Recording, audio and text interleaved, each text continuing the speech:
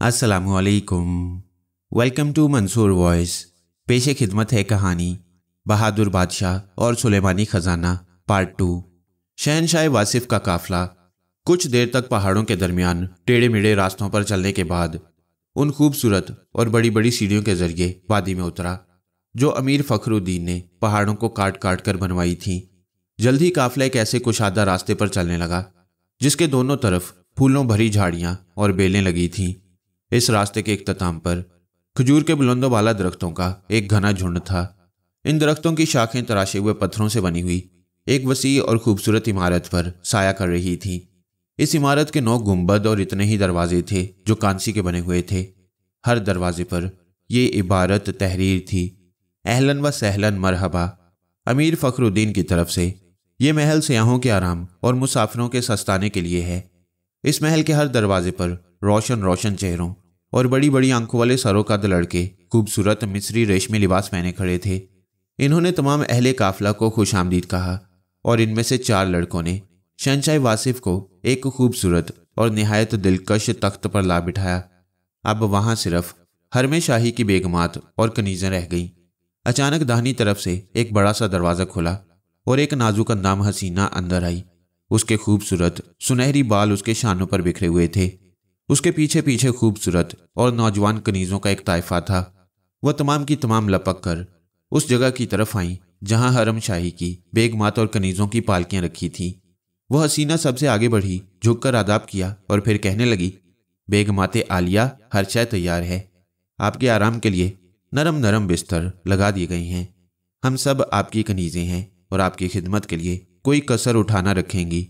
बेगमात बड़ी खुश हुई और उसके साथ कनीज़ों की मैयत में अमीर फखरुद्दीन के हरम सरा की तरफ चल दी।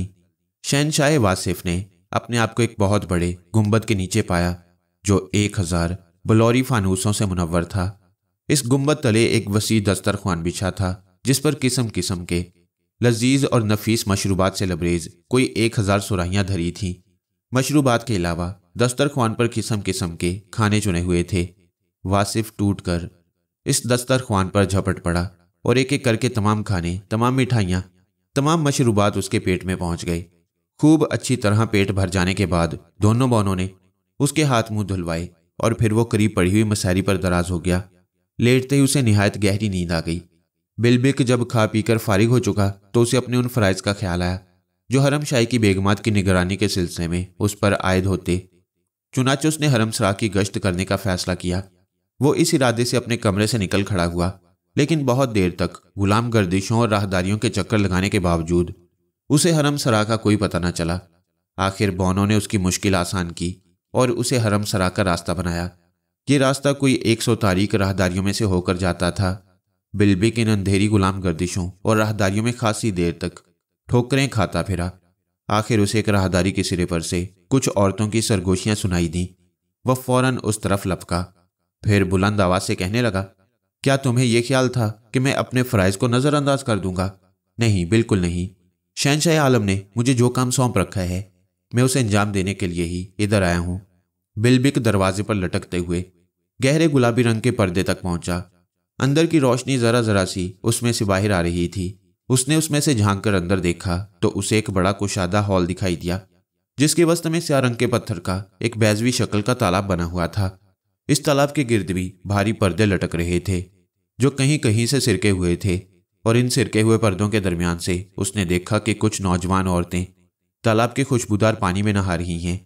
इनमें से कुछ औरतें उसे वाज़े तौर पर शहनशाह वासिफ के हरम शाही की बेगमात और कनीज़ें मालूम हो रही थीं। बिलबिक कदरे बुलंद आवाज में बेगमाते शाही से मुखातिब हुआ, बेगमाते आलिया, ये हमाम का कौन सा वक्त है? जाइए और अपने अपने कमरों में जाकर आराम कीजिए। हजूर आलम पना को पता चला तो वो सख्त नाराज होंगे। इन बेगमात में अमीर फखरुद्दीन की नौजवान बेटी शहजादी नूरुन नहार भी मौजूद थी जिसकी तबीयत में शौकी और शरारत कूट कूट कर भरी थी। शहजादी नूरुन नहार ने अपनी कनीज़ों को वो झूला उतारने का इशारा किया जो रेशम की रस्सियों के साथ छत से लटक रहा था। इसके साथ ही उसने दूसरी बेगमात को आंख से इशारा किया जैसे कह रही हो, खामोश रहो और ज़रा तमाशा देखो। फिर वो बिलबिक की तरफ बढ़ी। उसने एक मसनूई अदब के साथ झुककर बिलबिक को सलाम किया और फिर कहने लगी, हजूर शहनशाह आलम पना के सदर ख्वाजा सरा के ये शायान निशान नहीं। کہ وہ اس طرح کھڑے رہیں۔ آئیے حضور، اور اس دیوان پر استراحت فرمائیے۔ یہ کہتے ہوئے نور النہار نے کمرے میں پڑے ہوئے ایک دیوان کی طرف اشارہ کیا جس پر ایک بیش قیمت زربفتی چادر پڑی تھی۔ اس کے خوش آمدانہ لہجے سے بلبک خوش ہو گیا اور ایک لمحہ کے لیے اسے سب کچھ بھول گیا۔ یہ دیوان سراسر مصنوعی تھا، محض لکڑی کا ایک چوکٹا تھا جس پر چادر ڈال دی گئی تھی۔ لیٹتے ہی بلبک دھم سے فرش پر گرا اور اس کے ساتھ ہی تمام بیگمات بے ساختہ کہکے لگانے لگیں۔ ابھی بلبک سنبھل کر اٹھنے بھی نہ پایا تھا کہ نور النہار کے اشارے پر اس کی کنیزوں نے جھولے کی رسیاں اس کے گرد لپیٹ دیں اور اسے جھولے میں بٹھا کر زور زور سے جھولا جھولانا شروع کر دیا۔ بلبک تو پہلے ہی بدحواس ہو چکا تھا، اس پر کنیزیں جھولا اتنے زور سے جھلا رہی تھیں کہ اسے سانس لینا بھی دشوار معلوم ہو رہا تھا۔ ڈر کے مارے اس نے آنکھیں بند کر لیں اور زور زور سے چیخنا شروع کر دیا، لیکن اس کی چیخوں کی آواز بیگمات اور کنیزوں کی آوازوں میں دب کر رہ گئی جو اس کی بے بسی دیکھ کر بلند آواز سے کہہ لگائی جا رہی تھیں۔ بیگمات نے جوش میں آ کر کنیزوں کے ساتھ مل کر جھولے کو اور بھی زیادہ زور سے جھلانا شروع کر دیا، یہاں تک کہ جھولے کی رسی ٹوٹ گئی اور بلبک دھڑام سے ایک کچھوے کی طرح تالاب میں جا گرا۔ بلبک کے تالاب میں گرتے ہی تمام بیگمات اور کنیزیں حیرت اور خوف سے ایک ساتھ چیخ اٹھی۔ پھر حال کی دیواروں میں 12 دروازے ایک ساتھ کھلے اور وہ تمام کی تمام ایک دم وہاں سے بھاگ گئیں۔ جاتے ہوئے وہ اپنے تمام تولیے بلبک کے سر پر پھینک گئیں۔ انہوں نے جاتے جاتے شمیں بھی بجھا دیں جو وہاں جل رہی تھیں اور اس طرح بلبک بیچارے کو گھپ اندھیرے میں تالاب میں چھوڑ گئیں۔ بلبک بیچارہ تھوڑی دیر تک تالاب میں ڈوبا ہوا تھا، چاروں طرف گھپ اندھیرا تھا اور ان تولیوں میں اس کا جسم بری طرح الجھا ہوا تھا جو بیگمات اور کنیزیں جاتے جاتے اس پر پھینک گئی تھیں۔ اس کا سانس پہلے ہی پھولا ہوا تھا، رہی صحیح کسر تالاب کے پھسلواں کناروں نے پوری کر دی۔ وہ جب بھی کناروں کا سہارا لے کر تالاب سے باہر نکلنے کی کوشش کرتا، کناروں سے پھسل کر پھر تالاب میں گر جاتا اور غوطے کھانے لگتا۔ اسے ملحقہ کمروں سے بیگمات اور کنیزوں کے زوردار کہکے سنائی دیتے۔ ان کہکوں کو سن کر اس کا جی جل جاتا اور وہ جی ہی جی میں بیگمات اور کنیزوں کو ہزاروں سلواتیں سناتے ہوئے پھر تالاب سے نکلنے کی کوشش کرنے لگتا۔ شہنشاہ واصف نے جب بیدار ہونے پر بلبک کو موجود نہ پایا تو بڑا حیران ہوا اور چند خادم ادھر ادھر دوڑائے کہ اسے تلاش کریں۔ انہوں نے بلبک کو تالاب میں غوطے کھاتے دیکھا تو اسے باہر نکالا۔ رات بھر پانی میں رہنے کی وجہ سے وہ ادموا ہو چکا تھا اور سردی کی وجہ سے اس کے دانت بج رہے تھے۔ خادموں نے اسے اسی حالت میں شہنشاہ کے حضور جا پیش کیا۔ واصف نے اسے اس مذکہ خیز حالت میں دیکھ کر حیرانی سے کہا، کیا ماجرا ہے؟ یہ تم نے کیا حلیہ بنا رکھا ہے؟ بلبک تو پہلے ہی غصے سے بھرا ہوا تھا۔ وہ کہنے لگا، آپ اس منحوس جگہ آئے ہی کیوں تھے عالی جا؟ اس امیر نے اپنے محل میں کیسی کیسی شرارتی اور خطرناک عورتیں جمع کر رکھی ہیں؟ ذرا خیال تو فرمائیے کہ انہوں نے مجھے اپنے منحوس جھولے میں جھلا جھلا کر میری جان نکال لی اور پھر تالاب میں غوطے کھا کر میرا وہ حشر ہوا ہے کہ اگر کچھ دیر اور میں پانی سے باہر نہ آتا تو میرا خاتمہ یقینی تھا۔ واصف نے اسے حکم دیا کہ وہ اپنی کہانی شروع سے آخر تک پوری تفصیل کے ساتھ سنائے۔ بلبک نے اس حکم کی تعمیل میں ساری کہانی سنا ڈالی۔ اس کا خیال تھا کہ بادشاہ اس کے ساتھ ہمدردی کرے گا، لیکن واصف بے ساختہ کہہ لگانے لگا۔ اسی دوران امیر فخر الدین حاضر ہوا۔ اس نے شہنشاہ واصف کی تفریح کی خاطر وادی میں سیر تماشے کا بندوبست کیا تھا اور اب واصف کو وہاں لے جانا چاہتا تھا۔ دوسرے لوگ پہلے ہی وہاں پہنچ چکے تھے۔ واصف بھی شاہی پالکی میں سوار ہو کر وادی میں پہنچ گیا۔ بلبک اس کے ہمراہ تھا اور اس کے سر پر مسلسل ایک چھتر سے سایہ کیے ہوئے تھا۔ وادی میں سما ہی کچھ اور تھا۔ دنیا بھر سے وہ لوگ وہاں آ جمع ہوئے جو طرح طرح کے دلچسپ کھیل تماشے دکھانے میں اپنا جواب آپ تھے۔ مداری، شوبدہ باز، جادوگر، نٹ، بازیگر اور سینکڑوں دیگر قسم کے تماشے دکھانے والے شہنشاہ واصف کے حضور اپنا اپنا کمال دکھانے کے آرزومند تھے۔ واصف وادی میں گھوم پھر کر خدا کی قدرت کا وہ تماشا دیکھنے لگا جس کا اہتمام امیر فخر الدین نے اس کے لیے کر رکھا تھا۔ واصف جس طرف کا رخ کرتا اسے اندھوں، لولوں، لنگڑوں کے گروہ کے گروہ نظر آتے۔ بغیر ناکوں والے بونے، بغیر کانوں والی خوبصورت عورتیں، یہ سب لوگ امیر فخر الدین کی فیاضی اور سخاوت سے فیضیاب ہونے کے لیے آئے تھے اور امیر فخر الدین اپنے سفید داڑھیوں والے بزرگ مشیروں کے ساتھ برابر ان لوگوں پر اپنی سخاوت اور فیاضی کا می برسا رہا تھا۔ یہ ایک عجیب و غریب نظارہ تھا۔ اندھے اندھوں سے الجھتے ہوئے راستہ ٹٹول رہے تھے، لنگڑے ایک پوری فوج کی طرح لنگڑاتے ہوئے چل رہے تھے، لولے اپنے واحد ہاتھ کو کسی مشین کے ہتھے کی طرح بار بار اوپر نیچے کر رہے تھے۔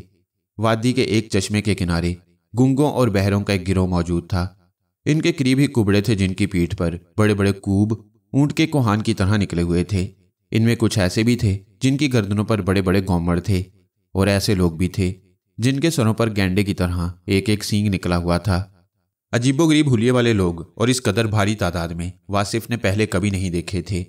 यकीनन ये अमीर फखरुद्दीन की सखावत, फ्याजी और दरियादिली थी जो इन्हें दुनिया के कोने कोने से इस वादी में खींच लाई थी। वादी के एक वसी मैदान में कमालात के मुजाहिरों का आगाज हुआ। शहनशाह वासिफ के लिए एक तख्तनुमा नशिस्त बना दी गई। अमीर फखरुद्दीन और उसके मुशीर दाएं बाएं बैठ गए। हरमसरा की बेगमात के लिए पर्दे का इंतजाम कर दिया गया और आम लोग एक वसी दायरे की सूरत में इर्द गिर्द खड़े हो गए। सबसे पहले रीछ, बंदर और चंद दूसरे जानवरों के करतब दिखाए गए। इसके बाद चंद नट्टों और बाजीगरों ने रस्सी पर चलने, बुलंदी पर कलाबाजियां खाने और इसी किस्म के दूसरे खेल दिखाए। इसके बाद एक तीर अंदाज आया। उसने अपनी कमान में एक तीर चढ़ाकर ऊपर की तरफ चलाया। फिर दूसरा तीर इस तरह चलाया कि उसकी नोक पहले तीर के निचले सिरे में जा लगी। इसके बाद तीसरा तीर इस तरह चलाया कि उसकी नोक दूसरे तीर के निचले सिरे में पैवस्त हो गई। इसी तरह उसने यके बाद दीगरे 7 तीर चलाए और ये 7 तीर एक दूसरे में पैवस्त होकर इकट्ठे एक जंजीर की सूरत में जमीन पर आ गिरे। इसी तरह और बहुत सी खेलों और शोबदेबाजियों के बाद आखिर बंगाल के जादूगरों का एक ताइफा शहनशाह की खिदमत में पेश हुआ। इनमें से एक जादूगर ने एक बड़ा सा रस्सा हवा में ऊपर की तरफ फेंका जो एक सीधे बांस की तरह हवा में मुअल्लिक हो गया। इसका ऊपर वाला सिरा इतना ऊंचा था कि नजर ही नहीं आता था, अलबत्ता नीचे वाला सिरा लटकता हुआ नजर आ रहा था। इतने में इस गिरोह का एक दूसरा जादूगर जो खुद पहने ज़िरा बख्तर लगाए और नंगी तलवार हाथ में लिए था, शहनशाह वासिफ की तरफ बढ़ा, झुककर अदा बजा लाया और फिर कहने लगा, आलम पना, मेरा दुश्मन इस रस्से के दूसरे सिरे पर फिजा में मेरी ताक में बैठा है। इजाजत हो कि मैं वहीं पहुंचकर उसका मुकाबला करूं। वासिफ ने महज सर के इशारे से उसे इजाजत दे दी। वह फौरन रस्से पर इस तरह चढ़ गया जैसे वो रस्सा ना हो, कोई सीढ़ी हो। रस्से पर चढ़ते चढ़ते वो लोगों की नजरों से ओझल हो गया। इतने में लोगों को फिजा में इस किस्म का शोर सुनाई दिया जैसे 2 मुसल्लह लश्करों के दरमियान जंग हो रही है, ताहम उन्हें नजर कुछ नहीं आ रहा था। कुछ देर के बाद रस्से के इस सिरे से जो नीचे लटक रहा था खून की बूंदें टपकना शुरू हो गईं। फिर थोड़ी देर बाद एक बाजू नीचे गिरा। इसके बाद दूसरा बाजू नीचे गिर पड़ा। फिर एक टांग नीचे गिरी, फिर दूसरी टांग नीचे गिरी। इसके बाद जादूगर का सर और धड़ और तमाम हथियार भी एक एक करके नीचे गिर पड़े। ये सब खून आलूद थे। इस जादूगर की एक नौजवान और खूबसूरत बीवी थी जो एक करीबी खैमे में बैठी थी। जब जादूगर के तमाम एज़ा कट कट कर जमीन पर गिरे तो वो चीख मारकर खैमे से निकल आई और धाड़े मार मार कर रोने लगी। वासिफ उसकी खूबसूरती देखकर दंग रह गया और अपने जी में सोचने लगा कि ऐसी खूबसूरत औरत को तो उसकी हरमसरा में होना चाहिए था जहां वो एक मलका की तरह जिंदगी बसर करती। रोते और धाड़े मारते हुए वो औरत शहनशाह वासिफ की तरफ आई और अदा बजा लाकर कहने लगी, आलम पना, मेरे शौहर को दुश्मन ने निहायत बेदर्दी से हलाक करके टुकड़े टुकड़े कर दिया है। उसके बगैर मेरे लिए दुनिया अंधेर है। इजाजत हो कि मैं अपने शौहर के साथ ही चिता में सती हो जाऊं। वासिफ ने एकदम कहा, नहीं नहीं, हम तुम्हें अपने शौहर के साथ चिता में जिंदा मरने की इजाजत नहीं दे सकते। तुम जैसी खूबसूरत औरत को यूं अपनी जिंदगी खत्म नहीं करनी चाहिए। मेरा धर्म इसकी इजाजत नहीं देता अलीजा कि अपने सरताज के मरने के बाद मैं एक पल भी जिंदा रहूं। ये कहते हुए उसने अपने शौहर के कटे हुए एज़ा का ढेर करके चिता को आग लगाई और साथ ही खुद भी जलकर राख हो गई। ये सब कुछ इतनी तेजी से हुआ कि शहनशाह वासिफ और दीगर लोग देखते के देखते रह गए। सबके दिल अफसोस कर रहे थे और बड़ी हसरत से राख के उस ढेर को देख रहे थे जहां वो औरत सती हुई थी। इतने में आसमान से वही जादूगर रस्से को थामे हुए उतरता दिखाई दिया। नीचे पहुंचते उसने शहनशाह वासिफ को आदाब किया और कहा, आलम पना, हजूर के इकबाल से मैंने अपने दुश्मन का काम तमाम कर दिया। इस जादूगर को सही सलामत रस्से से नीचे उतरते देखकर दूसरे लोगों की तरह खुद वासिफ भी हैरान रह गया। उसने कहा, लेकिन तुम्हारे तो सारे एज़ा कट कट कर नीचे गिरे थे। जादूगर ने आदाब बजा लाकर कहा, वो सब एज़ा दुश्मन की लाश के थे आलीजा। हजूर की दुआ से मेरा तो बाल तक बीका नहीं हुआ। वासिफ ने और भी हैरान होकर कहा, यह कैसे हो सकता है? तुम्हारा धड़ भी नीचे गिरा था और तुम्हारा सर भी। तुम्हारी बीवी ये देखकर धाड़े मारकर रोने लगी। फिर सारे कटे हुए एज़ा का ढेर करके चिता को आग लगाकर खुद भी साथ ही सती हो गई। अपनी बीवी का ये हशर सुनकर जादूगर ने अपना सर पीट लिया और लगा रोने चिल्लाने, अरे मैं लुट गया, तबाह बर्बाद हो गया। फिर वो अपने दूसरे साथियों से कहने लगा, ये सब तुम लोगों की शरारत मालूम होती है। तुमने किसी लालच में आकर मेरी बीवी को किसी के हवाले कर दिया है और उसके सती होने का अफसाना तराश लिया है। या तो मेरी बीवी को पैदा करो नहीं तो मैं तुम सबको जलाकर राख कर दूंगा और फिर खुद भी आग में कूद जाऊंगा। उसके एक साथी ने कहा, भाई जो कुछ हुआ वो शहंशाह आलम पना तुम्हें बता चुके हैं। वो देखो, वो सामने राख की ढेरी पड़ी है जो चिता की निशानी है। जादूगर कुछ और चिढ़ गया और कहने लगा, नहीं नहीं, तुम झूठ कहते हो। मेरा इल्म कहता है कि मेरी बीवी जिंदा है। तुमने या किसी और शख्स ने उसे कहीं छुपा लिया है। इस पर उसके एक और साथी ने कहा, तो फिर अपने इल्म के जोर से यह भी मालूम कर लो कि तुम्हारी बीवी को किसने छुपा रखा है। अच्छा, मैं ये भी मालूम किए लेता हूं। ये कहते हुए इस जादूगर ने आंखें बंद कर लीं और वहीं खड़े खड़े चारों तरफ लट्टू की तरह घूमने लगा। कुछ देर बाद जब उसने इस तरह चक्कर खाना बंद करके आंखें खोली तो उसका मुंह शहंशाह वासिफ की तरफ था। वो हाथ जोड़कर कहने लगा, मेरी बीवी वापस कर दीजिए आलम पना। क्या बकते हो? शहंशाह वासिफ ने गुस्से से कहा, तुम्हारी बीवी इस भरे मजमा के सामने चिता में जलकर मर गई थी, हमारे पास कहां से आई? जादूगर ने उसी तरह हाथ बांधे हुए कहा, मेरा इल्म यही कहता है हजूर। देखिए, मैं अब अपनी बीवी को आवाज देता हूं, आप खुद सब कुछ जान जाएंगे। ये कहकर जादूगर ने 3 बार ताली बजाई, आसमान की तरफ से जोर से एक फूंक मारी और फिर बुलंद आवाज से कहने लगा, अरे भागवान, बाहर निकल और आलम पनाह को सलाम कर। आंख मचोली बहुत हो चुकी। जादूगर का यह कहना था कि उसकी बीवी शहंशाह वासिफ के तख्त के नीचे से निकलकर सामने आ खड़ी हुई और झुककर बादशाह की खिदमत में अदाब बजा लाई। वासिफ उसको देखकर हैरान रह गया। सारा मजमा जादूगर के इस हैरत अंगेज कमाल पर अश अश कर उठा। जादूगर शहंशाह वासिफ की खिदमत में अदाब बजा लाया और कहने लगा, देखा हजूर, फिदवी ने पहले ही अर्ज किया था और उसकी बीवी ने जल्दी से उसकी बात काट दी। हजूर, आलम पना तो मुझे अपने हरम में दाखिल कर रहे थे। वासिफ कुछ और भी खफीफ हो गया। इन जादूगरों ने उसके दिल की बात जान ली। लेकिन उसने अपनी इस खफ्फत पर एक कहकहे का पर्दा डाल दिया और जादूगर से कहने लगा, वाकई तुम लोग बहुत बाकमाल हो। इस पर जादूगर ने कहा, फिद भी अपना कमाल दिखा चुका आलम पना, अब मेरे दूसरे भाई अपने कमाल दिखाएंगे। ये कहते हुए जादूगर और उसकी बीवी दोनों ने एक बार फिर झुककर आदाब किया और पीछे हट गए। इसके बाद 2 जादूगरों ने 2 खेमे कुछ फासले पर आमने सामने नस्ब कर दिए और खेमों के पर्दे उठा दिए ताकि हर शख्स देखकर इत्मीनान कर ले कि दोनों खेमे बिल्कुल खाली हैं। इसके बाद पर्दे गिरा दिए गए। एक जादूगर एक खेमे में दाखिल हुआ और दूसरा जादूगर मुकाबिल के दूसरे खेमे में चला गया।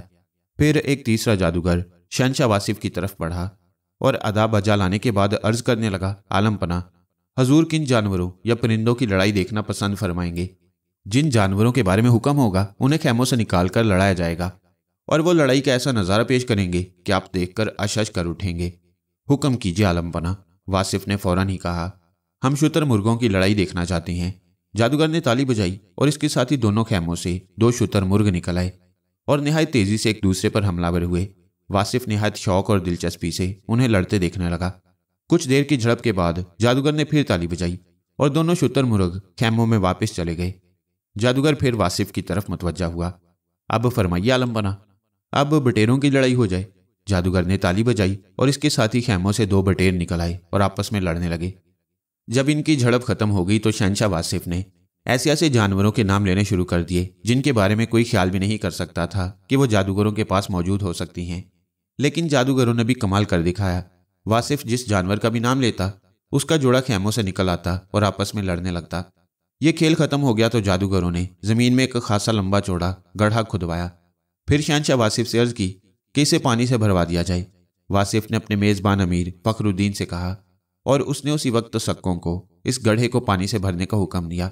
चुनाचे सक्कों ने फौरन करीबी चश्मे से पानी की मशकें ला लाकर इस गड्ढे में छोड़नी शुरू कर दी और जरा सी देर में इसे पानी से लबालब भर दिया। जब गड्ढा पानी से भर गया तो जादूगरों ने इस पर एक चादर तान दी। कुछ देर के बाद जब चादर हटाई गई तो तमाम पानी बर्फ बन चुका था। बर्फ की ये तह बड़ी मोटी और सख्त थी। इसके बाद एक और जादूगर एक थैला लिए आगे आया। थैला उसने अच्छी तरह उलट पलट कर दिखा दिया कि बिल्कुल खाली है। इसके बाद उसने थैले में हाथ डालकर 2 खूबसूरत मुर्ग निकाले और उन्हें जमीन पर छोड़ दिया। दोनों आपस में लड़ने लगे।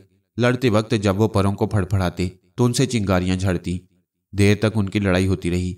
फिर जादूगरों ने इन पर एक चादर डाल दी और जरा सी देर बाद जब चादर को उठाया तो बजाय मुर्गों के एक रंगीन तीतर नमूदार हुआ और अपनी प्यारी प्यारी आवाज में दिलकश नगमे अलापने लगा। अभी तीतर की आवाज कानों में गूंज ही रही थी कि जादूगर ने इस पर चादर डाल दी। अब जो चादर उठाई गई तो 2 काले नाग फुंकारे मारते नजर आए। इनकी पीठ किरमिजी रंग की थी। चौड़े स्याह फन ऊपर कोठे हुए थे और जुबानें लपक रही थीं। یہ دونوں سانپ کچھ دیر تک آپس میں کھیلتے اور کلیلیں کرتے رہے اور پھر دیکھتے ہی دیکھتے نظروں سے غائب ہو گئے۔ اس کے بعد جادوگروں نے 10 مرتبان منگوائے۔ شہنشاہ واصف اور دیگر بہت سے لوگوں نے ان تمام کو دیکھ کر تسلی کر لی کہ بالکل خالی ہیں۔ پھر جادوگروں نے ان سب پر ڈھکن لگا دیے۔ کچھ دیر کے بعد جب ڈھکنے اٹھائے گئے تو کوئی مرتبان خالص شہد سے بھرا ہوا تھا، کوئی مٹھائی سے، کسی میں مربع تھا اور کسی میں چٹنی، کسی میں کلاکند تھی اور کسی میں سوہن حلوہ، اور یہ مٹھائیاں محض نمائشی نہیں تھیں۔ جادوگروں نے ایک ایک مرتبان باری باری شہنشاہ واصف کی خدمت میں پیش کیا اور اس نے ان میں سے ہر ایک کا ذائقہ چکھ کر اطمینان کیا۔ جادوگروں نے امیر فخر الدین اور اس کے مشیروں کو بھی یہ شیرینیاں چکھوائیں۔ اس کے بعد انہوں نے پھر ان پر ڈھکنے لگا دیے۔ پھر جو ڈھکنے اٹھائے گئے تو سارے مرتبان پہلے کی طرح خالی تھے۔ اس کے بعد جادوگروں نے ایک بہت بڑا تشت پانی سے بھر کر واصف کے سامنے رکھ دیا۔ ایک جادوگر ایک پھول ہاتھ میں لیے آگے بڑھا اور آداب بجا لا کر کہنے لگا، عالم پناہ، فدوی اس پھول کو پانی میں ڈالتا ہے، جہاں پناہ حکم دیں کہ پانی میں غوطہ کھا کر اس کی پنکھڑیاں کس رنگ کی ہو جائیں۔ پھول زرد رنگ کا تھا۔ شہنشاہ واصف نے کہا، اگر تم واقعی اس کا رنگ بدل سکتے ہو تو اسے نارنجی بنا دو۔ جادوگر نے پھول کو تشت میں ڈالا اور جب پانی سے باہر نکالا تو اس کی پنکھڑیوں کا رنگ زرد سے نارنجی ہو چکا تھا۔ اس طرح یک کے بعد دیگرے کوئی 100 مرتبہ اسی پھول کو پانی میں غوطہ دیا گیا اور ہر مرتبہ اس کی پنکھڑیوں کا رنگ تبدیل ہوتا رہا۔ پھول کے بعد جادوگروں نے ایک سفید ریشمی ڈورا لیا، اسے پانی میں ڈالا تو وہ غوطہ کھاتے ہی سرخ ہو گیا۔ پھر اس سرخ ڈورے کو پانی میں ڈبویا تو وہ سرخ سے زرد ہو گیا۔ غرض پھول کی طرح اس ریشمی ڈورے نے بھی 100 غوطوں میں 100 رنگ بدلے۔ اس کے بعد جادوگروں نے امیر فخر الدین کے باورچی خانے سے ایک بڑی سی خالی دیگ منگوائی اور اسے سب کو دکھانے کے بعد سرپوش سے ڈھک دیا۔ تھوڑی دیر بعد سرپوش کو اٹھایا تو دیگ بھنے ہوئے گوشت سے بھری ہوئی تھی۔ جادوگروں نے تمام گوشت تماشائیوں میں بانٹ دیا۔ واصف کو تو یہ گوشت بہت ہی لذیذ اور خوش مزہ معلوم ہوا۔ جی تو اس کا یہی چاہتا تھا کہ دیگ جادوگروں سے جھپٹ لے اور سارا گوشت خود چٹ کر جائے، لیکن یہ اس کی شان کے خلاف تھا، اس لیے وہ طبیعت پر جبر کر کے خاموش رہا اور صرف نمونے کی اسی بوٹی پر کنایت کی جو جادوگروں نے اسے پیش کی تھی۔ دیگ خالی کرنے کے بعد جادوگروں نے پھر اس پر سرپوش ڈھانک دیا۔ اب جو سرپوش ہٹایا تو دیگ منہ تک کشمش، بادام اور قیمے سے ملی ہوئی بریانی سے بھری تھی۔ اسے بھی جادوگروں نے کعبوں میں ڈال کر شہنشاہ واصف، امیر فخر الدین اور اس کے مشیروں اور دیگر تماشائیوں کو پیش کیا، جس نے بھی چکھا تعریف کرنے پر مجبور ہو گیا۔ تیسری بار پھر دیگ کے منہ پر سرپوش رکھ دیا گیا اور جب اٹھایا گیا تو اس میں بڑی لذیذ نہاری نکلی۔ اسے بھی سب نے حیران ہو کر کھایا اور جادوگروں کے کمال کی داد دی۔ اس کے بعد پھر ایک جادوگر اپنا طلسمی تھیلا لیے آگے بڑھا۔ اس نے ایک کتاب منگوائی اور شہنشاہ واصف کو دکھانے کے بعد اپنے تھیلے میں ڈال دی۔ اس کے بعد اس نے تھیلا واصف کی طرف بڑھا دیا۔ واصف نے تھیلے میں ہاتھ ڈال کر کتاب نکالی اور اسے کھول کر دیکھا تو حیران رہ گیا۔ یہ کتاب پہلی کتاب کی بجائے کوئی اور کتاب بن گئی۔ جادوگر اس تھیلے کو مختلف تماشائیوں کے پاس لے گیا۔ کتاب تھیلے میں ڈالنے کے بعد جب دوبارہ نکالی جاتی تو پہلے سے مختلف ہوتی۔ شہنشاہ واصف دیکھ دیکھ کر حیران ہو رہا تھا۔ جادو کے ایسے حیرت انگیز کرشمے اس نے اس سے پہلے دیکھے تو کیا سنے بھی نہیں تھے۔ کھیل تماشے ختم ہو چکے تو امیر فخر الدین نے اپنے معزز مہمانوں کی خاطر تواضع کے لیے وہیں سبزے پر دسترخوان بچھا دیا اور کئی قسم کے پلاؤ اور بریانیاں ان کے سامنے رکھوائیں۔ سب سے پہلا خوان جو واصف کے سامنے آیا وہ ان مچھلیوں پر مشتمل تھا جو قریب کی ایک بلند و بالا پہاڑی کے دامن میں سنہری ریت پر بہنے والے دریا سے پکڑی گئی تھی۔ ان کے ساتھ ولایت شام کے سرکے اور کوہ سینا کی خوشبودار جڑی بوٹیوں سے تیار شدہ چٹنی تھی۔ یہ خوان امیر فخر الدین نے خاص شہنشاہ واصف کے لیے تیار کرایا تھا۔ اس کے بعد شہنشاہ واصف کے دسترخوان پر 250-300 خوان اور آئے، جن کے ساتھ اس نے پورا انصاف کیا اور ان میں رکھے ہوئے تمام کھانوں کو شاہی میدے میں پہنچا کر دم لیا۔ کھانے سے فراغت کے بعد وہ منہ کا مزہ بدلنے کے لیے مٹھائی سے شغل کر رہا تھا کہ اسے قریبی پہاڑیوں سے بربط کی آوازوں کی باز گشت سنائی دی۔ واصف نے مارے حیرانی اور خوشی کے منہ اوپر اٹھائے ہی تھا کہ یاسمین کی کلیوں کا ایک گچھا اس کے چہرے پر آ کر پڑا۔ اس کے ساتھ ہی دبی دبی ہنسی کی آوازیں اس کے کانوں میں پڑیں۔ دوسرے لمحے شہنشاہ واصف کو جھاڑیوں کے درمیان چند نوجوان لڑکیاں نہایت بے فکری اور شوقی سے اچھل کود کرتی نظر آئیں۔ ان کی لمبی لمبی اور بل کھاتی لہراتی زلفوں کی خوشبو سے فضا معطر ہو رہی تھی۔ اس خوشبو نے جیسے واصف کو دیوانہ بنا دیا۔ برفی کی ڈلی جو منہ میں ڈالنے لگا تھا اس کے ہاتھ میں ہی رہ گئی اور وہ سب کچھ بھول کر بلبک سے کہنے لگا، کہیں آسمان کی پریاں زمین پر تو نہیں اتر آئی ہیں؟ خاص طور پر ذرا اس کو تو دیکھو جس نے گلابی رنگ کا جوڑا پہنا ہوا ہے، کیا سانچے میں ڈھلا ہوا جسم ہے اور کیسے خوبصورت نقش و نگار ہیں، دیکھو تو صحیح۔ कैसे बेफिक्री से पहाड़ी पर चौकड़ियां भरती फिर रही है। देखो कैसे अपने आप को झाड़ियों में छुपाने की कोशिश कर रही है। कहीं यही तो नहीं थी जिसने हम पर यास्मीन की कलियां फेंकी थीं। और बिलबिक ने सीने पर हाथ बांधकर जवाब दिया, यही थी आलमपना, और इसी तरह वो आपको भी पहाड़ी से नीचे फेंक देगी, इसलिए कि यही वो मेहरबान नूरुन्नहार है जिसने निहायत शफकत से मुझे झूला झुलाकर तालाब में गिराया था और फिर सारी रात मुझे तालाब के ठंडे पानी में ठिठरने के लिए छोड़ दिया। फिर वो बैद के दरख्त से एक शाख तोड़ते हुए कहने लगा, इजाज़त दीजिए कि मैं ज़रा इसकी मुरम्मत कर दूं और इसकी बदतहजीबी और ज़्यादती का इसे ऐसा मज़ा चखाऊं कि वो सारी उम्र याद रखे। इस पर यकीनन अमीर फखरुद्दीन को भी शिकायत नहीं होनी चाहिए। उसने अपने महल में ऐसी लड़कियां रख छोड़ी हैं जिनकी रगों में खून नहीं दौड़ता, बिजली दौड़ती है। इस पर वासिफ ने जैसे उसे डांटते हुए कहा, ऐसी बात मत कहो उसके बारे में। वो इस हालत में पहाड़ी पर दौड़ती भागती हुई मेरे दिल को बहुत भली मालूम हो रही है। मैं तो चाहता हूं कि वो हर वक्त मेरी नज़रों के सामने रहे, मैं बस उसे देखता रहूं। ये कहते हुए वासिफ नजर आगे को झुकते हुए पहाड़ी की तरफ अपने बाजू फैला दिए और नूरुन्नहार की तरफ इश्तियाक भरी नजरों से देखने लगा। किसी चीज के मुतल्लिक ऐसा इश्तियाक उसे इससे पहले कभी नहीं हुआ था, लेकिन नूरुन्नहार को मुसलसल निगाह में रखना वासिफ के लिए कुछ आसान काम ना था। उसे निगाह में रखना एक तितली को निगाह में रखने वाली बात थी, जो कभी एक फूल पर होती और लम्हे बाद दूसरे फूल पर दिखाई देती। नूरुन्नहार पल भर को उसे नजर आती और फिर ओझल हो जाती। शहंशाह वासिफ नूरुन्नहार को देखने के साथ साथ उसकी आवाज़ सुनने का भी मुश्ताक था और हमतन गोश होकर बैठा था। आखिर उसे उन झाड़ियों की ओट में से नूरुन्नहार की आवाज़ भी सुनाई दे गई जहां से उसने वासिफ पर यास्मीन की कलियां फेंकी थीं। नूरुन्नहार उन झाड़ियों की ओट में अपनी किसी सहेली से बातें कर रही थी। अरे, बादशाह का रोब होगा तो तुझ पर होगा। उसका रोब मानती तो उस पर यास्मीन की कलियां क्यों फेंकती? ये ठीक है कि वो देखने में बड़ा वजीहो शकील है, लेकिन मेरी नज़रों में मेरे महबूब गुलफाम से बढ़कर कोई वजीहो शकील नहीं हो सकता। उसके बालों की एक लट भी मेरे लिए मशरकी जजीरों के कीमती से कीमती रेशमी मलबूसात से ज्यादा कीमती है। तुम उसे कहाँ छोड़ाई हो? सादिया उससे साथ क्यों नहीं लाई? शहंशाह वासिफ नूरुन्नहार की मद भरी आवाज़ कुछ और सुनना चाहता था, लेकिन नूरुन्नहार अपनी सहेलियों और कनीज़ों के साथ वहां से चल दी। वासिफ उसे जाते हुए देखता रहा और उसके दिल की ये हालत होती रही जैसे अभी उछलकर बाहर आ जाएगा। उसे इस हालत में बैठे हुए 2 घंटे से ज्यादा हो चुके थे। कई बार उसने उठने की कोशिश की, लेकिन अफसुर्दगी और यास की एक लहर जैसे उसके सारे जिस्म में दौड़ गई। बिल आखिर वो उठा, चंद कदम चला और फिर करीबी चश्मे के किनारे लेट गया। लेटे लेटे उसने चश्मे के पार पहाड़ियों की नीलगू सफेद चोटियों की तरफ देखा और उससे मुखातिब होकर कहने लगा, तुम अपने दामन में क्या कुछ छुपाए हुए हो? तुम्हारी खामोश आगोश में क्या कुछ हो रहा है? वो मेरे दिल का चैन लूटकर कहाँ चली गई है? शायद वो तुम्हारे गारों में अपने महबूब गुलफाम के साथ अटकेलियां करती फिर रही है। इस असना में शाम हो चुकी थी और औस पड़ने लगी थी। अमीर फखरुद्दीन को अपने मुअज़्ज़ज़ मेहमानों के बारे में बड़ा फिक्र था कि कहीं ज्यादा देर तक इस हालत में पड़े रहने से इसकी तबीयत नासाज न हो जाए। चुनाच उसने फौरन शाही पालकी मंगवाई। वासिफ बदस्तूर अपने ख्यालात की दुनिया में मगन था। अमीर फखरुद्दीन के गुलामों ने उसे सहारा देकर उठाया और पालकी में बिठाकर वापस महल में ले आए। नूरुन्नहार पहाड़ियों के पार अपने महबूब गुलफाम के पास पहुंच चुकी थी।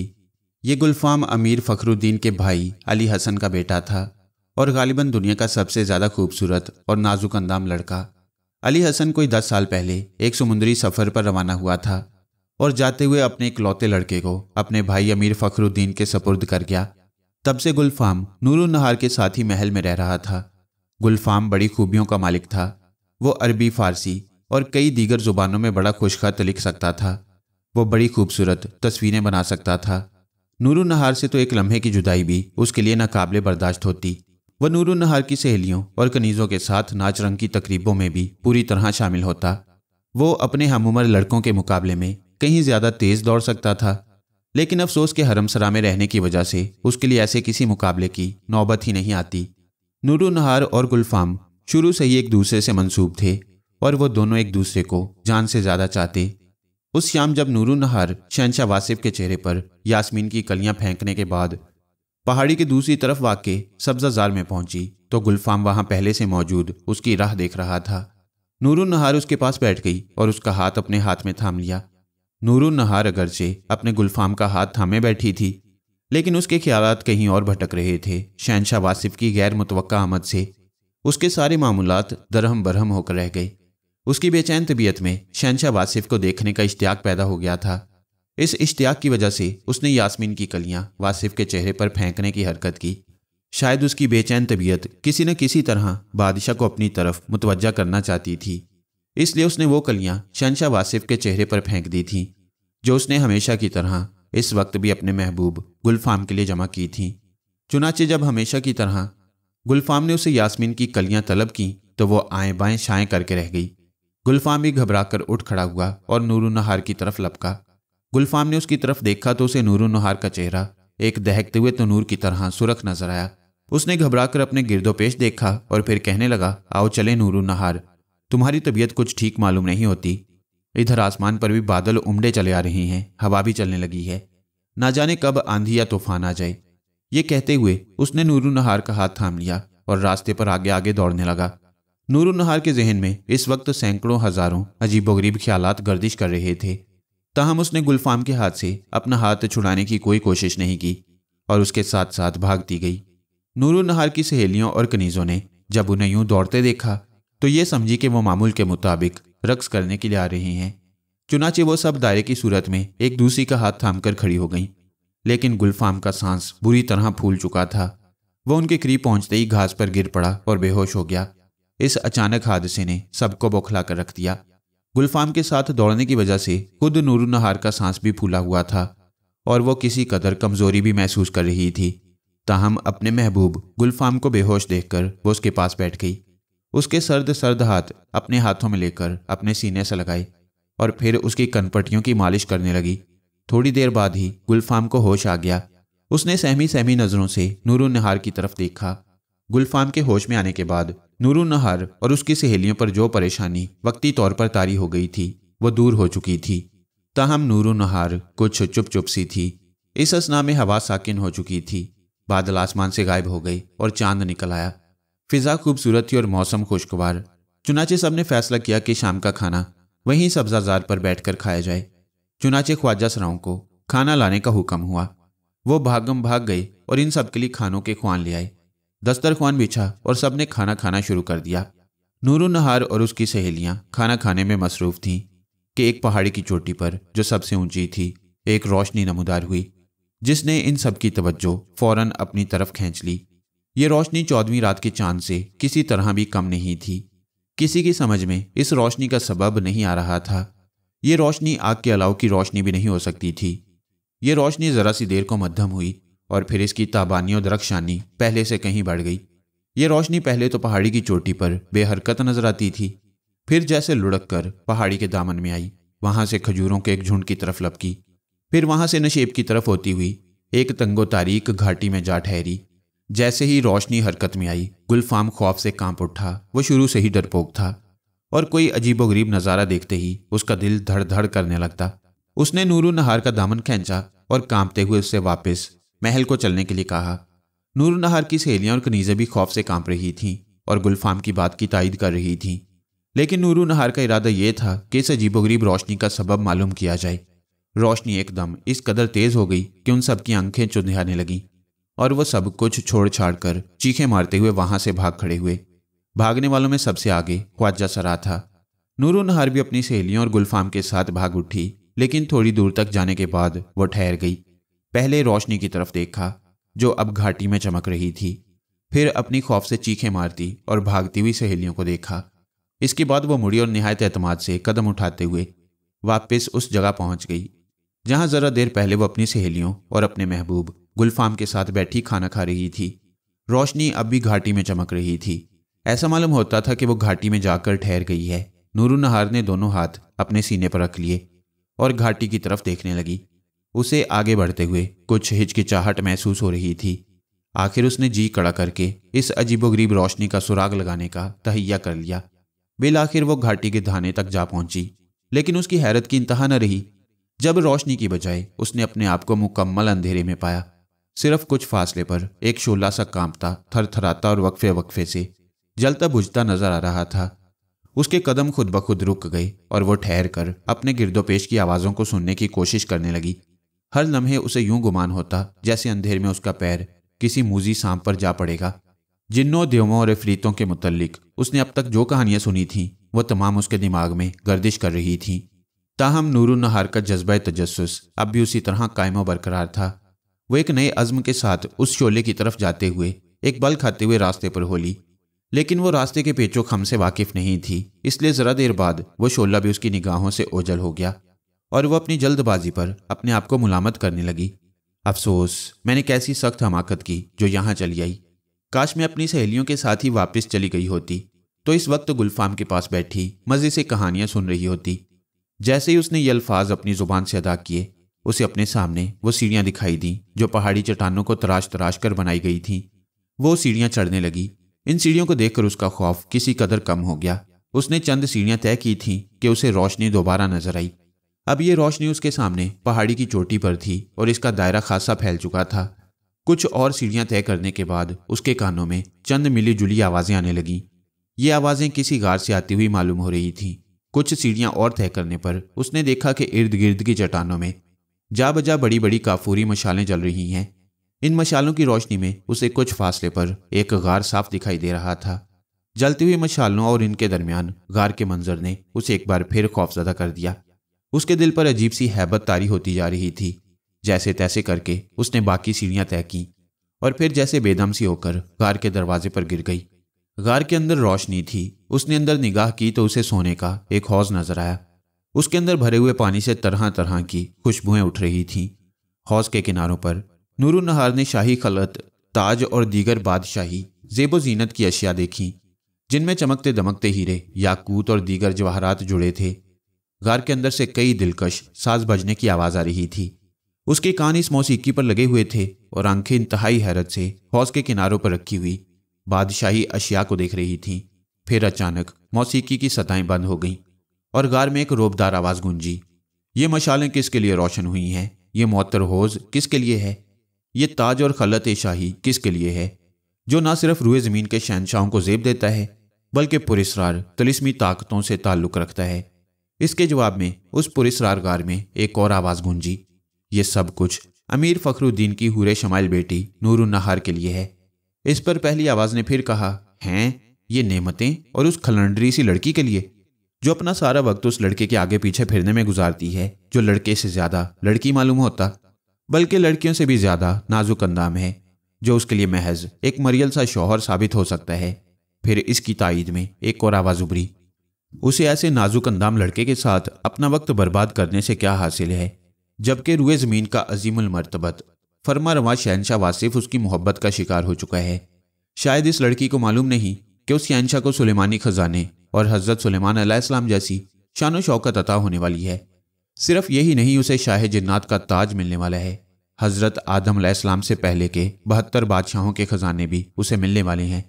भला ऐसे जलीलुल कदर बादशाह के सामने गुलफाम जैसे लड़के की क्या बुक्कत है? नहीं, नूरुन्नहार के लिए बेहतर यही है कि वो अपने इस्तिफलाना जज्बे से किनारा कश हो जाए और वो रास्ता इख्तियार करे जो उसकी शान व शौकत का रास्ता है। अगर उसने ऐसा कर लिया तो यहाँ जितनी नेमतें हैं सब उसकी हो जाएंगी।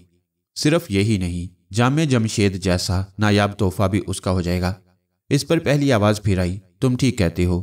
नूरुन्नहार एक होनहार और अक्लमंद लड़की है। ये शायद उसके लिए मुकद्दर हो चुका है कि वो इस रास्ते को इख्तियार करे जो शान व शौकत वाला रास्ता है, जिस पर चलने से दुनिया की नायाब नेमतें उसे मिल जाएंगी। फिर दूसरी आवाज़ आई, यकीनन वो शहनशाह वासिफ के लिए एक मौजू रफ़ीक़ सफ़र साबित हो सकती है। फिर दोनों के लिए कामयाबी ही कामयाबी है। इस पर पहली आवाज़ फिर आई, दुरुस्त है, बिल्कुल दुरुस्त है। मैं फ़ौरन अस्तखर पहुँचता हूँ और उन दोनों के शायान शान इस्तकबाल की तैयारियाँ करता हूँ। यकीनन जब शहनशाह वासिफ और नूरुन्नहार वहाँ पहुँचेंगे तो पाताल के तिलिस्माती महल की आराइश और ज़ेबाश को देखकर खुशी से फूले ना समाएंगे। इसके साथ ही आवाज़ें बंद हो गईं, मशालें यकदम बुझ गईं और अचानक इस कदर अंधेरा छा गया कि नूरुन्नहार की डर के मारे चीखें निकल गईं और वो बेहोश होकर गिर पड़ी। नूरुन्नहार को होश आया तो वो महल में अपने नरम नरम बिस्तर पर दराज थी। उसे यूं महसूस हुआ जैसे वो अचानक किसी ख्वाब से बेदार हुई है। पुरिसरार गार का मंजर अब भी उसकी निगाहों में फिर रहा था। उसने अपने गिरदो पेश देखा तो हैरान रह गई। चारों तरफ दिन का उजाला फैला हुआ था। उसने दोनों हाथों से ताली बजाई और बुलंद आवाज से कहा, अरे कोई है? दूसरे ही लम्हे गुलफाम उसके पास आ मौजूद हुआ। उसके साथ नूरुन्नहार की दीगर सहेलियां और कनीज़ें भी थीं और इन सब के साथ गुलफाम का अतालीक शाबान भी था।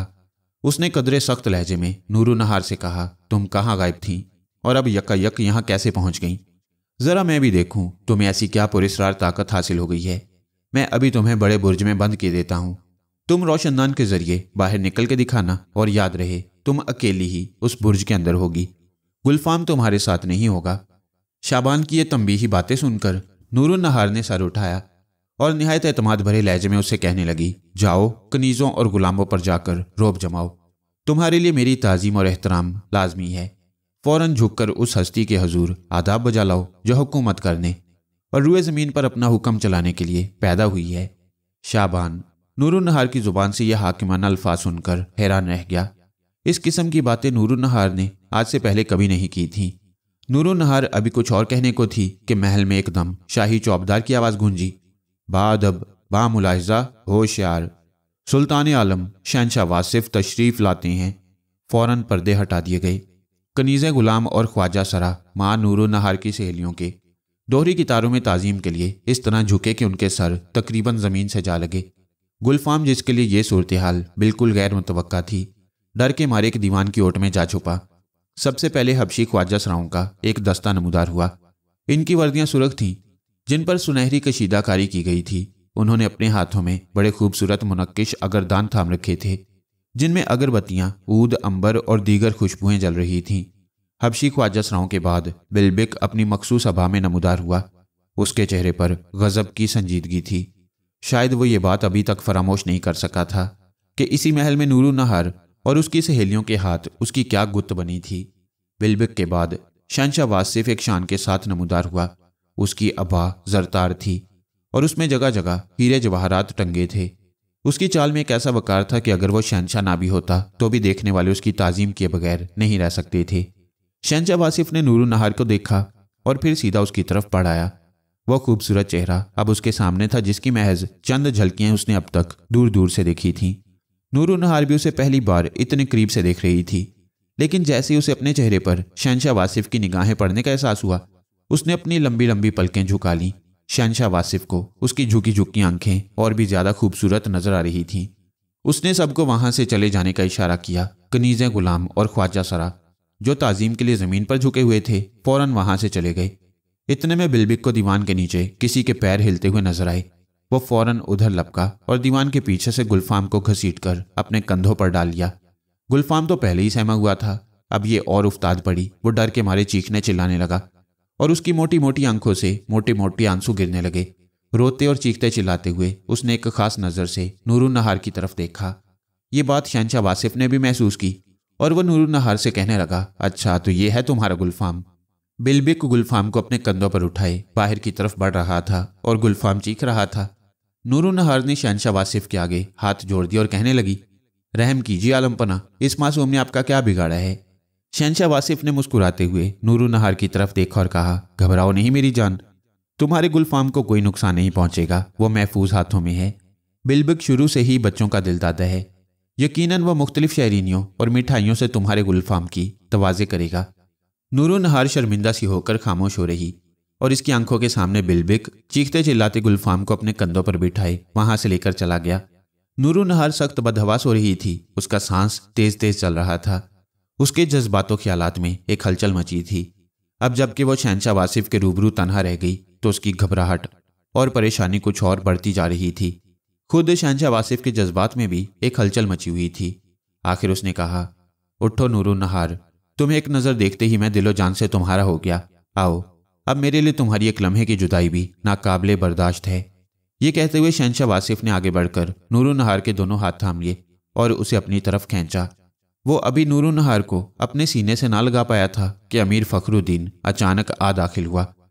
उसने आते ही अपने आप को वासिफ के कदमों में गिरा दिया और गिड़गिड़ा कर कहने लगा, शहंशाह आलमपना, अपने हकीर और नाचीज गुलाम पर रहम फरमाइए। इसके नापाक वजूद से खुद अपना मुकद्दस वजूद नापाक ना कीजिए। अमीर फखरुद्दीन का इस वक्त आना शहंशाह वासिफ को सख्त नागवार गुजरा। ताहम उसने कहा, तुम मेरा मकसद गलत समझ रहे हो अमीर। मैं तो तुम्हारी बेटी को अपना हम मर्तबा बना रहा हूँ। सुन लो कि याद से मेरी बीवी है, तुम्हारा खून आज से मेरे खून में शामिल है और इसके जरिए तुम्हारे खानदान की सारी शानदार रवायात पुश्त हा पुश्त तक कायम और दायम रहेंगी। امیر فخرالدین نے افسوس کے عالم میں اپنی داڑھی پر 2 بار ہاتھ مارا اور کہنے لگا، سلطان عالم پناہ، افسوس کہ یہ اعزاز حاصل کرنا میرے یا میری بیٹی کے بس کی بات نہیں۔ حضور کو معلوم ہی ہو چکا ہوگا کہ نور و نہار شروع سے ہی میرے بھائی علی حسن کے بیٹے گلفام سے منسوب ہے۔ وہ دونوں بھی ایک دوسرے کو چاہتی ہیں۔ میں اس مقدس عہد کو نہیں توڑ سکتا جو میں نے اپنے بھائی کے ساتھ کیا ہے۔ میں وعدہ خلافی کا الزام اپنے سر لینے کی بجائے اپنا سر دے دینا زیادہ بہتر سمجھتا ہوں۔ شہنشاہ واصف نے یہ سن کر کسی قدر درستی سے کہا، تو تم حسن و خوبی کے اس بے مثال پیکر کو ایک ایسے لڑکے کے حوالے کرنا چاہتے ہو جو خود اس سے بھی زیادہ نازک اندام ہے، جو لڑکے سے زیادہ ایک لڑکی معلوم ہوتا ہے۔ تم اسے ایک مریل سے شوہر کی آغوش میں دے کر اس کے حسن و جمال کو مٹی میں ملا دینا چاہتے ہو۔ نہیں، میں ایسا نہیں ہونے دوں گا۔ میں اسے اپنی ملکہ بناؤں گا۔ یہ میرے ساتھ تخت پر بیٹھ کر ایک دنیا پر حکومت کرے گی۔ یہ میرا فیصلہ ہے اور تمہیں اس کی ہر حال میں تعمیل کرنی ہوگی۔ امیر فخرالدین نے نیام سے اپنی تلوار نکالی اور پھر واصف کی طرف بڑھا دی۔ اس کے بعد اپنی گردن جھکاتے ہوئے ایک مضبوط لہجے میں کہنے لگا، یہ تلوار لیجیے عالم پناہ اور اپنے بدقسمت میزبان کی گردن اڑا دیجیے۔ نور و نہار امیر فخرالدین کی آمد کے بعد شہنشاہ واصف کے سینے سے ہٹ کر ایک قریبی ستون کا سہارا لے کر کھڑی ہو گئی۔ اس کی حالت پہلے ہی خراب ہو رہی تھی۔ جب اس نے اپنے باپ کے الفاظ سنے تو اپنے جذبات پر قابو نہ رکھ سکی۔ وہ چکرا کر فرش پر گری اور بے ہوش ہو گئی۔ شہنشاہ واصف یہ دیکھ کر گھبرا سا گیا۔ اسے نور و نہار کی زندگی بہرحال عزیز تھی، لیکن اپنے ارادوں کی تکمیل میں امیر فخرالدین کی طرف سے جو رکاوٹ پڑ گئی تھی اس پر اسے سخت غصہ بھی تھا۔ چنانچہ اس نے اس غصے کی حالت میں امیر فخرالدین کو حکم دیا کہ وہ اپنی بیٹی کو سنبھالے۔ اس کے بعد وہ وہاں سے چل دیا، لیکن جاتے جاتے مڑ کر ایک قہر بھری نگاہ امیر فخرالدین پر ایسی ڈالتا گیا کہ وہ مارے دہشت کے 2 قدم پیچھے کی طرف جا گرا۔ گلفام نے کسی نہ کسی طرح اپنے آپ کو بلبک کی گرفت سے آزاد کرا لیا اور سیدھا نور و نہار کے کمرے کی طرف آیا۔ وہاں آ کر اس نے دیکھا کہ نور و نہار فرش پر بے ہوش پڑی ہے اور امیر فخرالدین بھی دہشت زدہ سا ایک طرف پڑا ہے اور اس کے چہرے پر موت کی سی زردی ہے۔ گلفام نے پوری کوشش کے ساتھ امداد کے لیے آواز دی، لیکن آواز اس کے گلے میں ہی اٹک کر رہ گئی۔ وہ خود ہی نور و نہار کو ہوش میں لانے کی کوشش کرنے لگا۔ اس نے اپنے نرم نرم ہاتھوں سے اس کے گالوں کو تھپ تھپایا، اس کی کن پٹیوں کی مالش کی اور اس کے چہرے پر پانی کے چھینٹے دیے، جس سے نور و نہار کو کچھ ہوش آنے لگا۔ اس اثنا میں امیر فخرالدین پر شہنشاہ واصف کی قہر بھری نگاہ سے جو ہیبت طاری ہوئی تھی اس کا اثر کسی قدر جاتا رہا اور اسے اپنے اوسان بحال ہوتے محسوس ہو رہے تھے۔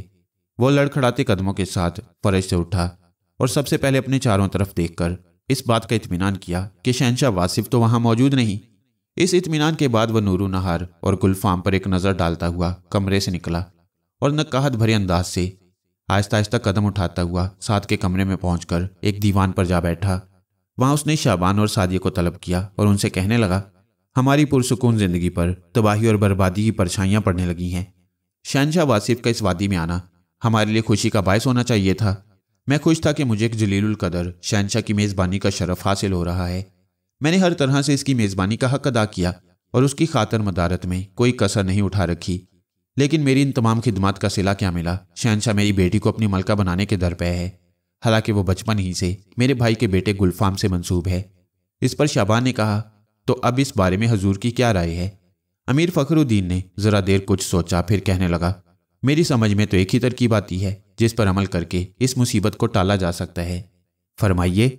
تم وہ صفوف خاص لے آؤ جو پچھلے مہینے اراکان سے آنے والے ایک درویش نے مجھے تحفے کے طور پر دیا تھا۔ اس کی ایک خوراک ہم نور و نہار اور گلفام دونوں کو دے دیں گے۔ اس کا اثر 3 دن تک رہتا ہے۔ شہنشاہ واصف جب ان کو دیکھے گا تو یہی سمجھے گا کہ وہ فوت ہو گئی ہیں، کیونکہ دوا کے اثر کی وجہ سے وہ بالکل مردوں کی طرح نظر آئیں گے۔ پھر ہم ان کو بظاہر دفن کرنے کے لیے صحرا کے کنارے اور بونوں کی جھونپڑی کے نزدیک غار میمون میں لے جائیں گے۔ جب سب رسمیں ادا ہو چکی ہوں گی اور تمام لوگ واپس چل جائیں گے تو تم خاص اپنی نگرانی میں ان دونوں کو جھیل کے کنارے لے جاؤ گے، جہاں ان کے لیے 1 مہینے کی خوراک کا بندوبست ہوگا۔ یہ 1 مہینہ میں اس لیے کہہ رہا ہوں کہ نور و نہار اور گلفام کو اپنی آنکھوں سے مردہ دیکھ لینے کے بعد شہنشاہ واصف زیادہ سے زیادہ 1 ماہ کے اندر یہاں سے دوبارہ اپنے سفر پر روانہ ہو جائے گا۔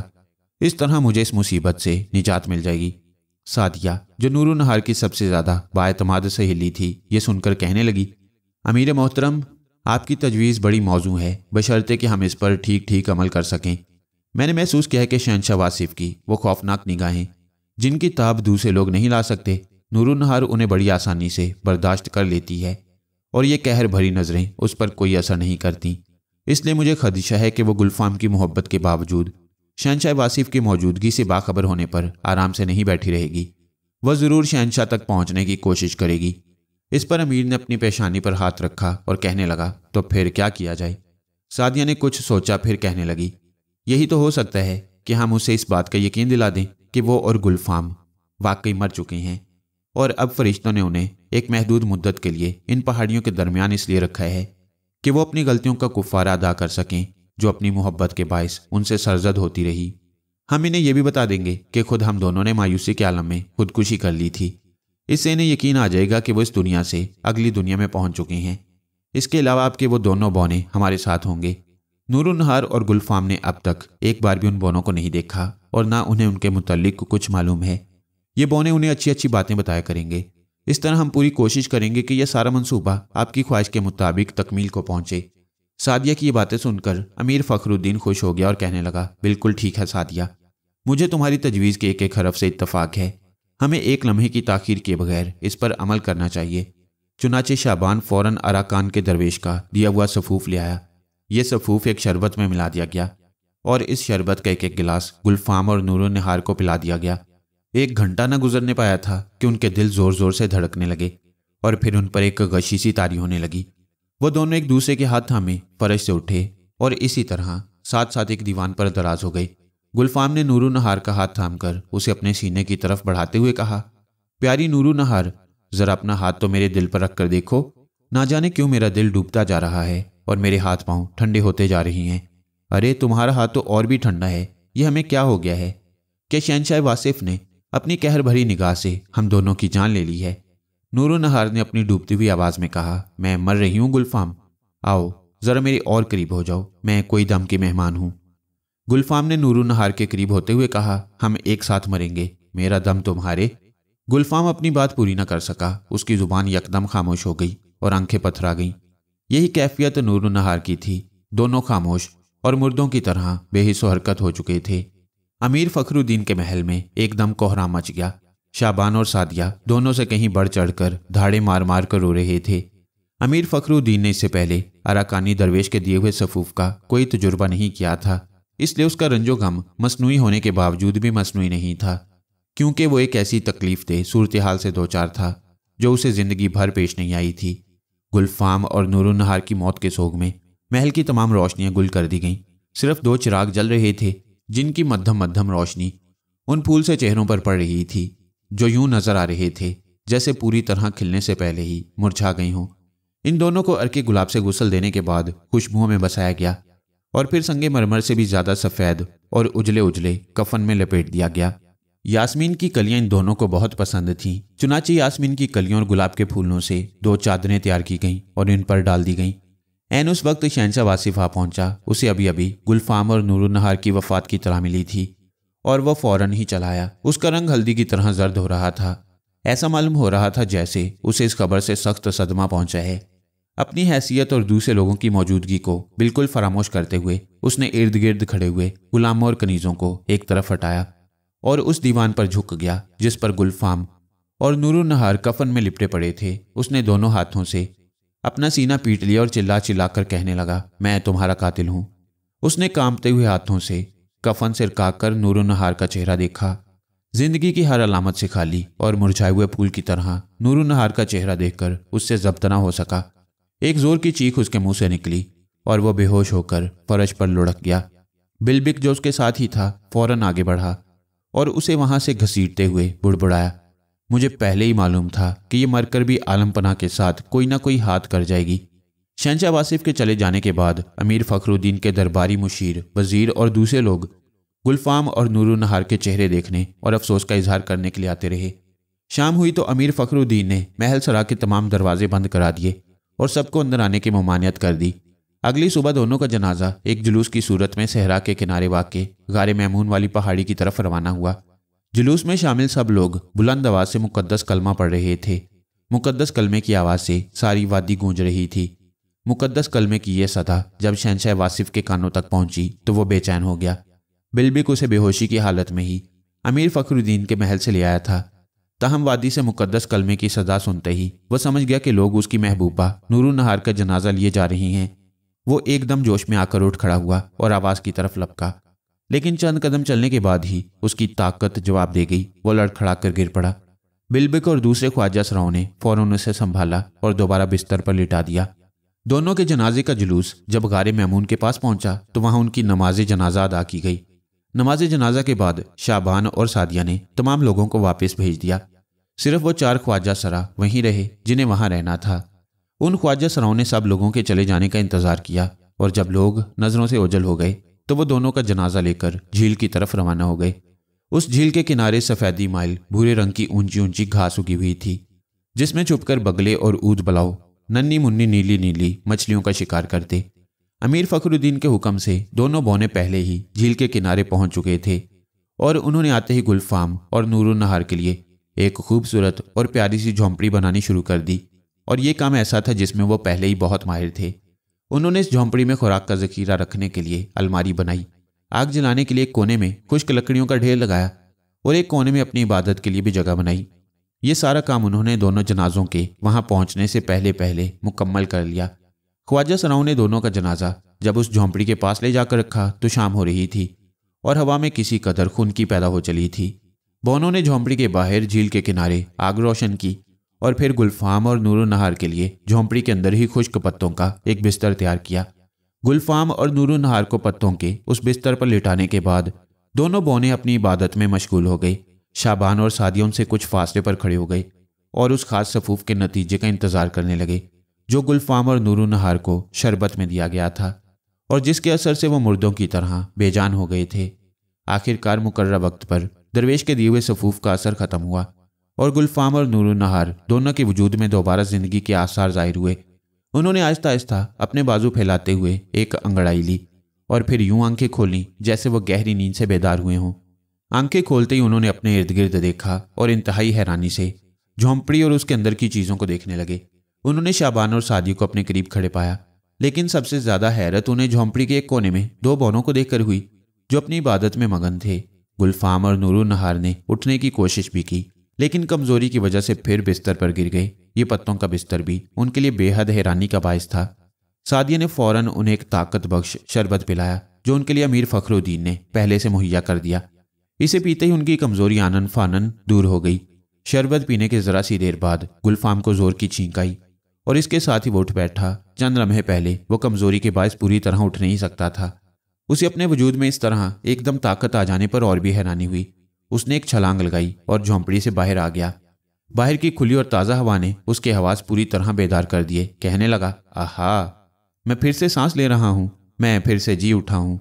मेरे कान आवाज़ें सुन रही हैं, मेरी आंखों को तारों भरा आसमान दिखाई दे रहा है।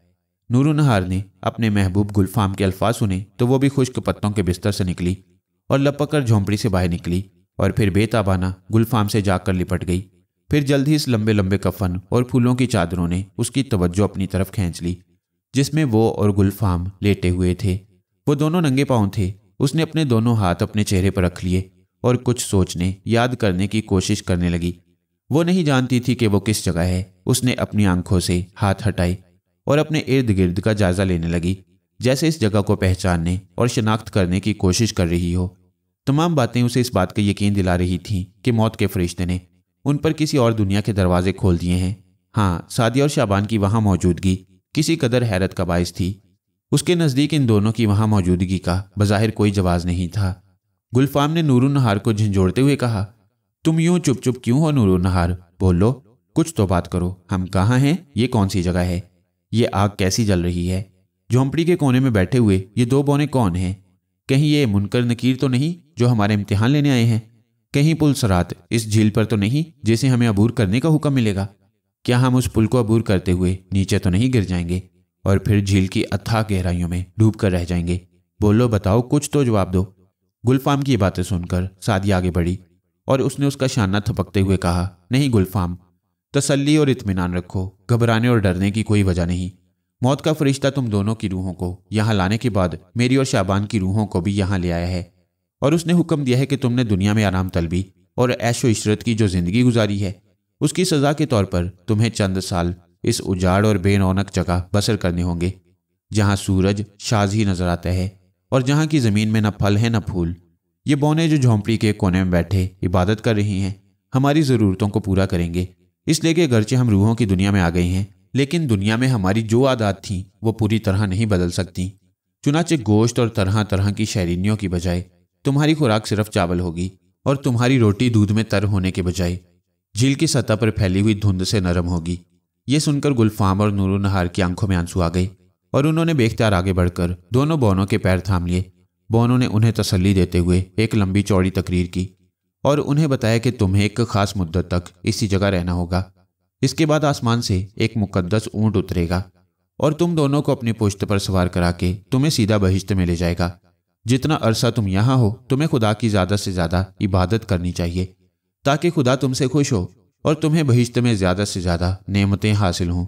بونوں کی یہ تقریر سن کر گلفام اور نور النہار دونوں خوش ہو گئے اور خوشی خوشی ان کے ساتھ عبادت میں شامل ہو گئے۔ سعدیہ اور شعبان نے بھی ان کا ساتھ دیا۔ عبادت سے فارغ ہونے کے بعد گلفام اور نور النہار نے کھانا کھایا اور پھر اپنے خشک پتوں کے بستر پر لیٹ گئے۔ انہیں اس بات سے بڑی خوشی تھی کہ مر جانے کے بعد وہ دونوں ایک ساتھ اور ایک جگہ ہیں۔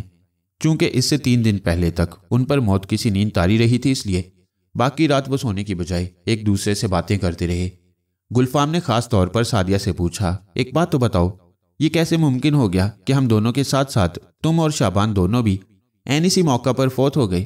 سعدیہ نے جواب دیا، تم دونوں کی موت کا صدمہ ہمارے لیے ناقابل برداشت تھا، اس لیے میں اور شعبان دونوں نے غم کے مارے خود اپنی جان لے لی، اس لیے ہم اس وقت تمہارے پاس موجود ہیں۔ نور النہار کے ذہن سے پراسرار غار کا منظر اور شہنشاہ واصف کا چہرہ محو نہ ہوا تھا۔ وہ کہنے لگی، اور شہنشاہ واصف کا کیا ہوا؟ کیا وہ بھی غم کے مارے مر گیا ہے اور ہماری اور تمہاری طرح وہ بھی یہاں آ جائے گا؟ اس سوال کے جواب کے لیے دونوں بونے پہلے سے تیار تھے۔ انہوں نے نہایت سنجیدگی سے جواب دیا، وہ اس قدر مردود قرار دیا جا چکا ہے کہ اس کی نجات کسی صورت نہیں ہو سکتی۔ نور النہار اور گلفام کو جھیل کے کنارے جھونپڑی میں رہتے ہوئے 1 ہفتہ گزر گیا۔ اس 1 ہفتے میں کوئی واقعہ ایسا پیش نہ آیا جو ان کے مقررہ معمول سے ہٹ کر ہوتا۔ نور النہار ہر وقت سوچوں میں کھوئی رہتی، اسے شان و شوکت اور عیش و آرام سے بھرپور وہ زندگی رہ رہ کر یاد آتی تھی جس سے موت کے زبردست ہاتھ نے اسے محروم کر دیا تھا۔ پراسرار غار کا منظر اور شہنشاہ واصف کا چہرہ جب اس کے تصور میں آتا تو اس کے دل میں ایک کھلبلی سی مچ جاتی اور اس کا یہ شک کچھ اور پختہ ہو جاتا کہ اس کی یہ زندگی موت کے بعد کی زندگی نہیں، کچھ اور ہی ہے۔ ادھر جھیل کے کنارے تو یہ کچھ ہو رہا تھا، ادھر شہنشاہ واصف کا حال ہی کچھ اور تھا۔ کچھ دن بعد جب اس کے اوسان بحال ہوئے تو وہ ایک اور ہی بالکل مختلف انداز سے سوچ رہا تھا۔ چنانچہ اس کے بعد ہی شہنشاہ واصف کا یہ معمول ہو گیا کہ وہ روزانہ بلبک کو ساتھ لے کر غار میمون میں جاتا۔ غار کے اندر امیر فخر الدین نے ایک قبر بنوا دی تھی تاکہ دوسروں پر یہی ظاہر ہو کہ اس قبر میں نور النہار اور گلفام کو دفن کیا گیا ہے۔ واصف وہاں پہنچ کر قبر کے سرہانے بیٹھ جاتا اور نور النہار کو یاد کر کر کے دیر تک آنسو بہاتا رہتا۔ اس کے بعد وہ غار سے نکلتا اور اداس حالت میں خاصی دیر تک ادھر ادھر پھرتا رہتا۔ شہنشاہ واصف تو نور النہار کی یاد میں آنسو بہا رہا تھا اور نور النہار اپنی زندگی اور اپنے گرد و پیش کی حقیقت سمجھنے کی کوشش کر رہی تھی۔ وہ ایک صبح تڑکے ہی تڑکے اپنے بستر سے نکلی جبکہ باقی سب ابھی سو رہے تھے۔ وہ نہایت احتیاط کے ساتھ بغیر آواز پیدا کیے اپنے محبوب گلفام کے پاس سے اٹھی، پھر جھونپڑی سے باہر نکل کر جھیل کے کنارے آ گئی۔ جھیل کے پاس آ کر اس نے ارد گرد دیکھا اور پھر اس راستے پر ہو لی جو جھیل کے کنارے کنارے بل کھاتا ہوا دور تک جاتا نظر آتا تھا۔ یہ راستہ ایک پہاڑی کے دامن میں جا کر ختم ہوا۔ یہ پہاڑی اگرچہ خاصی اونچی تھی لیکن اس کی چڑھائی کچھ زیادہ مشکل نہیں تھی۔ وہ جلد ہی اس پہاڑی کی چوٹی پر پہنچ گئی اور پھر اس کے دوسری طرف اتر کر تیز تیز قدموں سے دوڑنا شروع کر دیا۔ اس طرح دوڑتے ہوئے وہ ایسی جگہ آ پہنچی جو اسے اپنی جانی پہچانی معلوم ہو رہی تھی۔ پھر غیر ارادی طور پر جب اس نے نظریں اٹھا کر سامنے کی طرف دیکھا تو چند قدم کے فاصلے پر بلند و بالا اور وجیح و شکیل شہنشاہ واصف کو کھڑے پایا۔ وہ اسے اپنی نظروں کا وہم اور دھوکہ سمجھی، لیکن یہ نہ اس کی نظروں کا دھوکہ تھا اور نہ وہم، ایک حقیقت تھی۔ یہ ایک عجیب اتفاق تھا کہ اس روز خلاف معمول شہنشاہ واصف کی طبیعت کچھ زیادہ ہی بے چین تھی۔ وہ منہ اندھیرے ہی اپنی خوابگاہ سے نکل آیا اور سیدھا غار میمون کا رخ کیا۔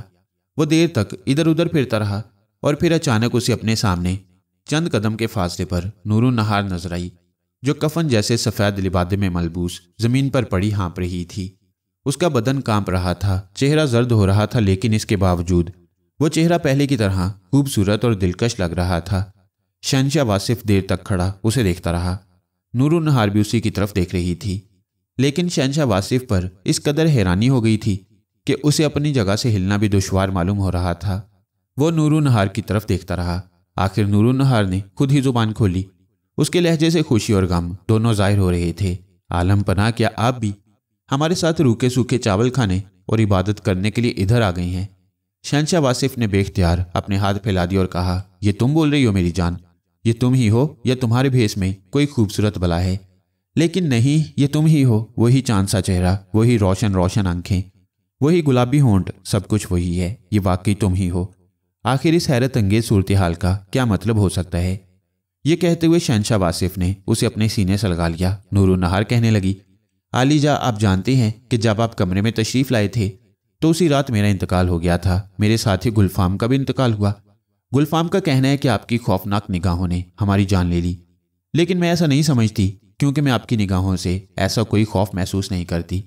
बहरहाल मरने के बाद मैं और गुलफाम दोनों एक उजाड़ और वीरान सी जगह पहुंच गई। अब वहां हमें रूखे सूखे चावल खाने को मिलते हैं और हम दो बहनों के साथ मिलकर इबादत करते हैं। अगर आप भी इंतकाल फरमा चुके हैं और मरने के बाद अब हमारे साथ शामिल होने के लिए आए हैं तो मुझे आपके हाल पर तरस आता है। रूखे सूखे चावल आप कैसे खा सकेंगे? और फिर सबसे बड़ी बात यह है कि इस तरह आप और मैं दोनों पाताल के तिलिस्माती महल के खजाने हासिल करने से महरूम हो गई हैं। नूरुन्नहार की तमाम बातें शहंशाह वासिफ के लिए हैरान कुन थीं, लेकिन जिस बात ने उसे चौंका कर रख दिया वह नूरुन्नहार की जुबान से पाताल के तिलिस्माती महल के खजानों का जिक्र था।